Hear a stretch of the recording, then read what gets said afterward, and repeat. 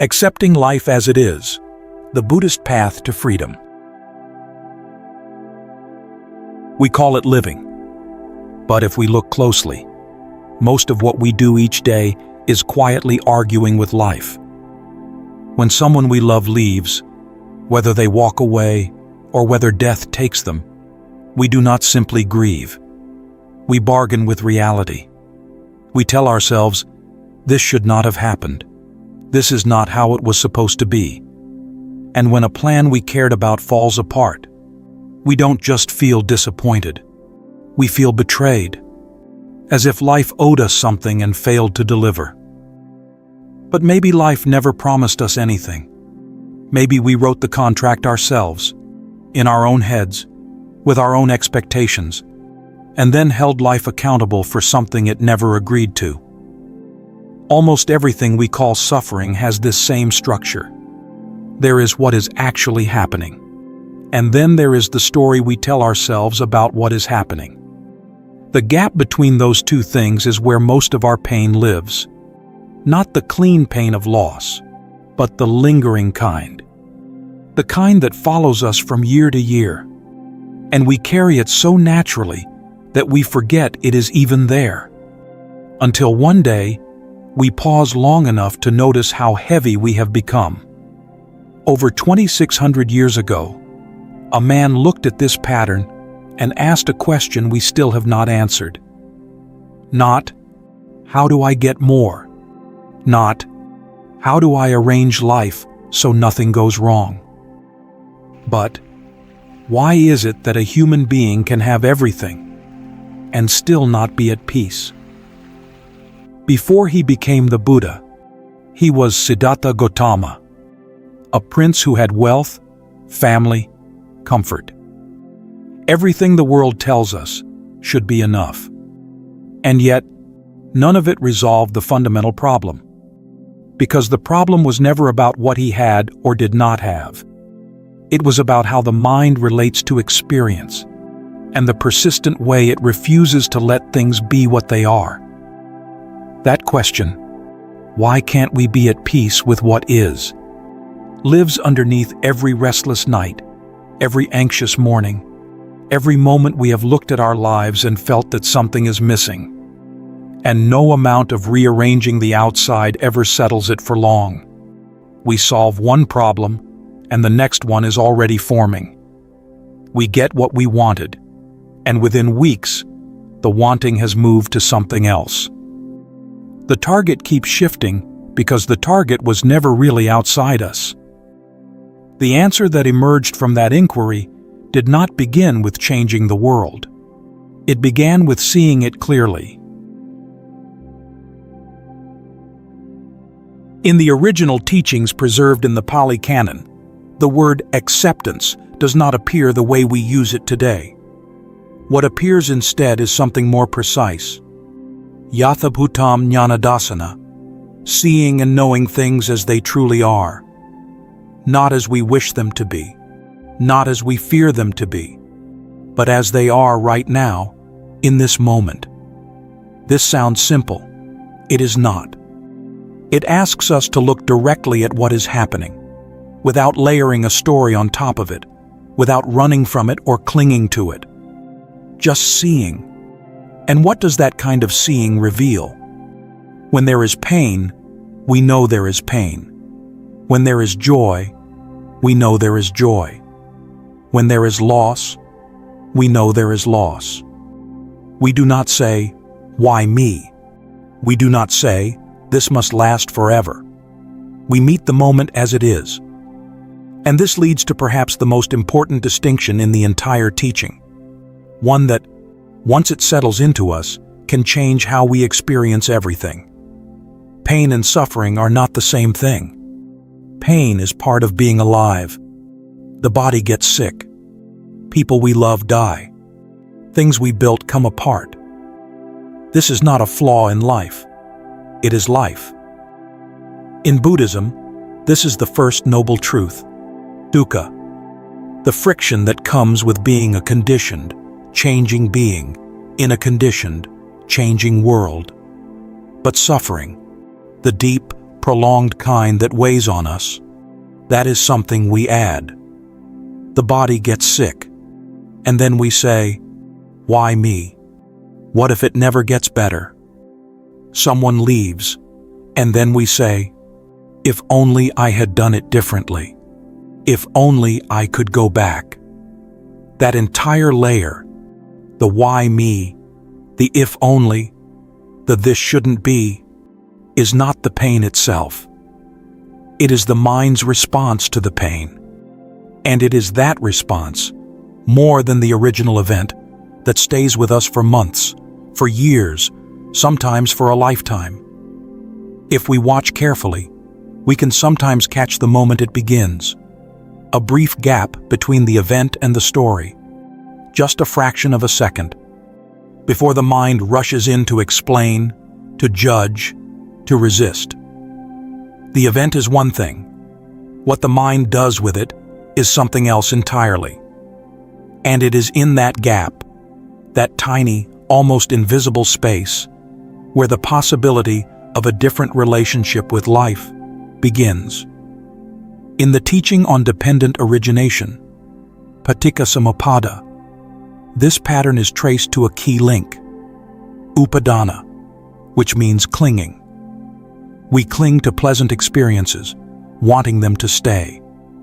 We cling to the belief that painful experiences should not exist. We cling to an image of how life is supposed to look. And it is this clinging, not life itself, that generates lasting suffering. So when we speak of accepting life as it is, we are not saying, be okay with everything. We are not saying, stop caring, stop feeling, stop responding. We are saying, notice when you are adding a second layer of pain to the first one.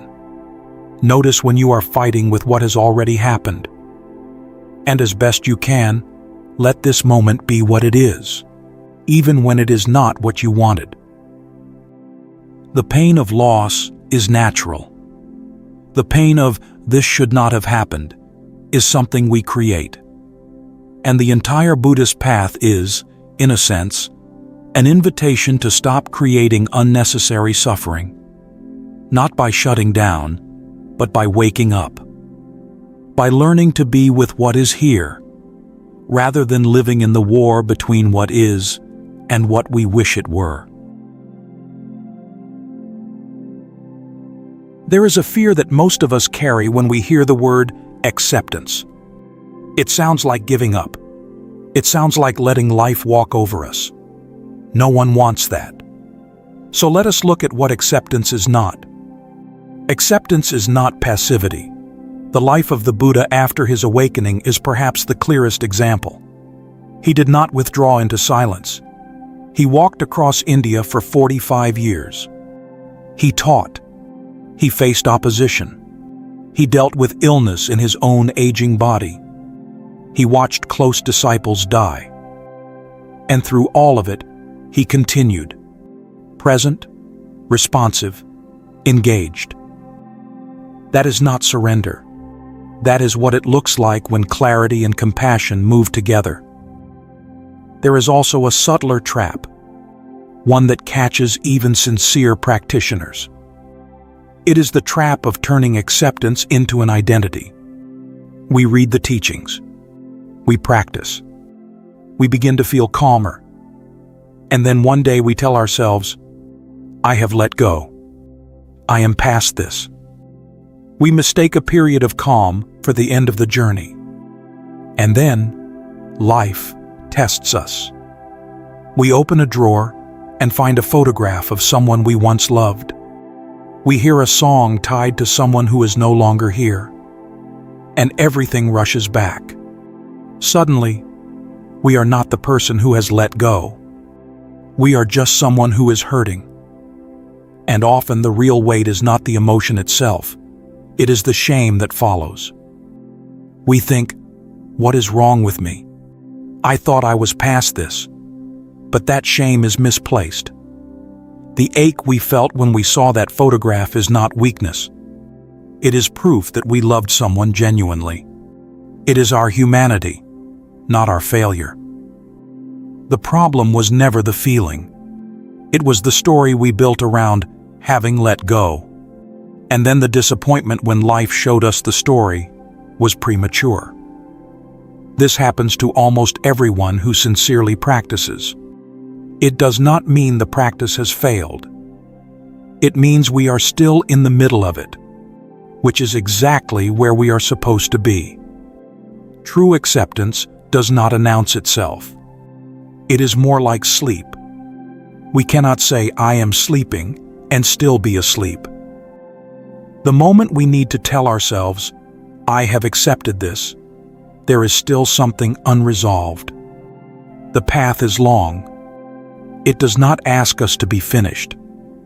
It only asks us to keep walking. So what is acceptance, in its simplest form? It is being here, with this, right now. Pain arises. We know it is there, and we do not build a world around it. Joy arises. We feel it, and we do not grasp at it. Something is lost. We acknowledge it, and we do not demand it back. It sounds almost too simple, but anyone who has tried it knows. Being present with what is, without adding or subtracting, is one of the hardest things a human being can do, and also one of the most freeing.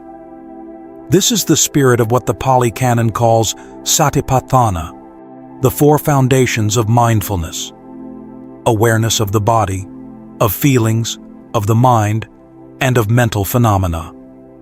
It is described as 𝐂𝐴𝐻, the direct path, because it leads straight to freedom. No detours. Just the willingness to be present with whatever is here. If you have been listening carefully, a question may have quietly formed. I understand this intellectually. I agree with it. So why is it so hard to actually live? This may be the most important question anyone on this path can ask. In the early Buddhist texts, there are 3 levels of understanding. The first is Suttamaya Panya, wisdom from hearing or reading. We listen to a teaching. We nod. Yes, everything changes. The second is Cintamaya Panya, wisdom from reflection. We think about it. We see the logic. Yes, nothing lasts. But neither of these changes how we live. Not really. Because when the moment of real loss arrives, when someone we love is gone, when the ground shifts, all the books and all the logic cannot stop the wave from hitting. This is why so many of us feel frustrated. We know the teaching, we believe in it, and yet we still suffer. And we wonder if something is wrong with us. Nothing is wrong. We have simply not yet crossed the bridge from knowing to seeing. Knowing is information. Seeing is transformation. They are separated by practice. The third level is Bhavanamaya Panya, wisdom born from direct experience, from practice, from meditation. This is when we sit down, close our eyes, and observe, not as an idea, but as a living reality, that the breath comes and goes, that sensations arise and dissolve, that thoughts appear and disappear. And in that observation, something shifts. We do not just know that everything is impermanent. We see it, not as a thought, but as something our whole being recognizes.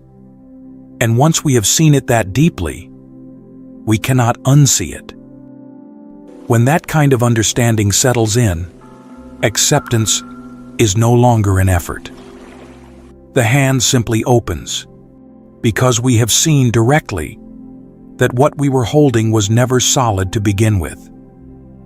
But this does not happen once, and then it is done. Acceptance is not a decision we make one morning and carry with us forever. It is a practice that lives in every moment, every time plans fall apart, every time the body aches, We stand at the same crossroads: resist or see clearly. Most of us will resist first. We will react with anger, with sadness, with regret. That is what it means to be alive. The Buddha did not ask us to stop being human. The instruction is simpler than that. After the reaction, look again. That moment of looking, when we notice the sadness instead of drowning in it, that is the practice. That is acceptance at work. There is also a practice preserved in the suttas that serves this directly: Maranasati, the contemplation of death. We spend most of our lives carefully avoiding the thought of death. But the Buddha encouraged the opposite. Not to create fear, but because most of what keeps us stuck is the assumption that we have unlimited time, that the people we love will always be here, that tomorrow is certain. In the Anguttara Nikaya, there is a passage where even thinking I might die within a day is considered careless. True contemplation of death means understanding that life can end in the space of a single breath. If we truly lived with that awareness, would we still hold that grudge? Would we still wait to say what matters? Contemplating death is the practice of waking up to the life we already have before it becomes the life we had. Contemplating death does not make life heavier. It makes life real. And when life becomes real, when we see that everything is genuinely finite, something shifts. The grip loosens. And in that loosening, there is space. Space that begins to feel like freedom. When people hear the word liberation in Buddhism, many imagine something otherworldly. A monk on a mountain, detached from feeling, floating above the mess of ordinary life. When we are in pain, the idea of escaping from it all sounds like the only kind of freedom worth having. But that is not what the Buddha pointed to. The freedom he pointed to is not freedom from life. It is freedom within life. Right here, in the middle of the noise, the loss, the beauty, the heartbreak, the ordinary Tuesday afternoon. Freedom is not the absence of difficulty. It is the moment the mind stops being pulled around by its own reactions. The Buddha called this upekkha, equanimity. One of the 4 Brahmaviharas, the sublime states. Most people hear equanimity and think it means detachment. It does not. It is the steadiness of a mind that has weathered enough storms to know the storm is not the sky. A person with equanimity still feels, still knows pain, still knows tenderness, still knows loss. But the mind is no longer dragged around by these experiences. It meets whatever comes. The way we might sit with someone who is grieving, not trying to fix anything, not pulling away, just being there. True happiness, from this perspective, is not about feeling good all the time. It is when the mind is no longer pushed and pulled by circumstance. When something beautiful happens, we receive it without clinging.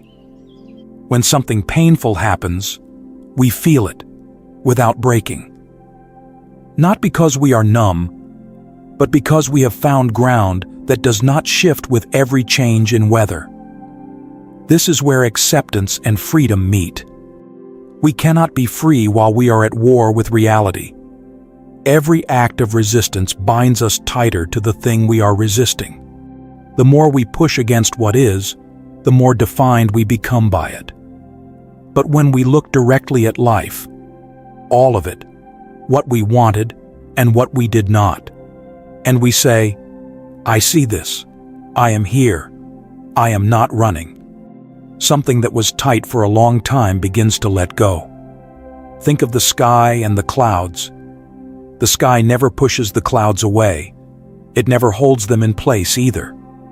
Clouds come. The sky has clouds. Clouds pass. The sky is clear. But the sky is always the sky. It has never been harmed by any storm.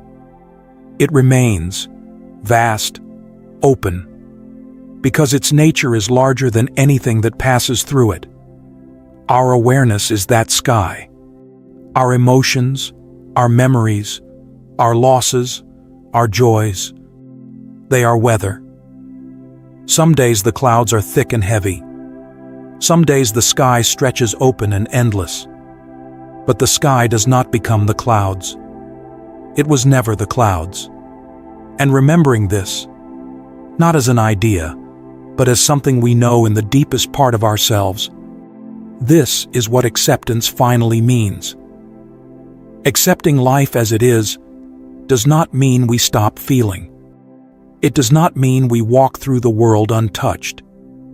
It means we do all the things a human being does: grieve, love, build, let go, without demanding that life be other than what it is. We grieve without arguing with death. We love without requiring permanence. We build without insisting on certainty. We live with our feet on the ground and our eyes open.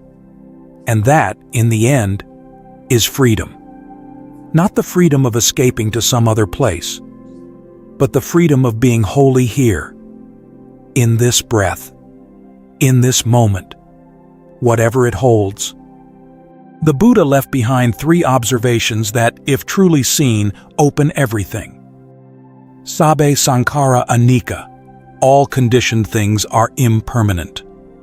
Sabbe sankhara dukkha, all conditioned things are inherently unsatisfying. Sabbe dhamma anatta, all phenomena are without a fixed self. These are not conclusions, they are doors. When we stop resisting impermanence, we are free from the fear of change. When we stop expecting conditioned things to fully satisfy us, we are free from the endless chase. And when we see that there is no fixed, separate self that needs to be defended against life, we are free to live it completely. That is the Buddhist path to freedom. Not a path away from life, a path through the center of it. With open hands, with steady eyes, with the understanding, finally, that we do not need life to be different in order to be at peace.